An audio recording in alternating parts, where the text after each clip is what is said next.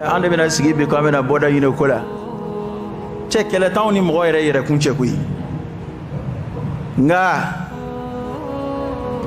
dinay no islam e dinay in kitabu min fle no qur'an e fe min fo kano ke ni sigaro la ibe fula islam la de ngana nyon ngi de wasisa demsonu ko mi ni ka nyami malla abini ka nyami de demsonu te mote fe ndonga bo nyona bile de parce que o de baraka fuyi u tlokoro mo fe mamunu nga bo ubulu abekili beki take kada zero la ko la rabuna zira la rabuni islam ma ke chedu la ilaha illa allah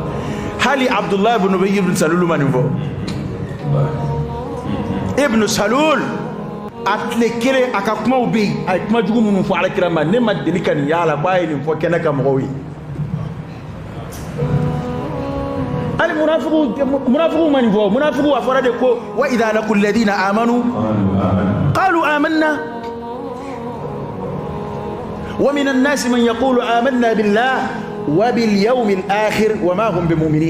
هم بمؤمنين على ديوفو nga uire kon go kon dame alala won dame la harala ngawne baraka andos la be kono bika siga la harala kandos la me kono ka siga la me tientiyalla la harala ake kumna fono a soro islamay tlunge di atambe dogojo la e ka mina do sa ide ka do sa i dogo ke ka do sa wal ma be kana do mobile kili ngono de mata ko nye don i ala ko de yo fe islamay de yo fe islamay kene kan gudi islamay na tli gwandirin dire fe layluha kanahariha la yazighu anha illa halik kira ko ni islamay pa shuna lembe ka kan dibi la ko islamay la shuya la ko tala ko ma shiti flika bo islamay sra ka fo ma halakidi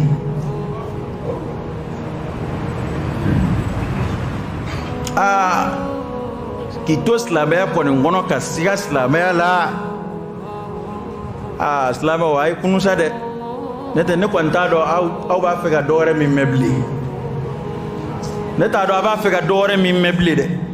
makala e chenga nta chena ntenyere kalama parce que anta tobi ni ka ke dadombalia de sida ene tuguri no nebe wardi ma mi fe bekiye ku ibi la rasra jirana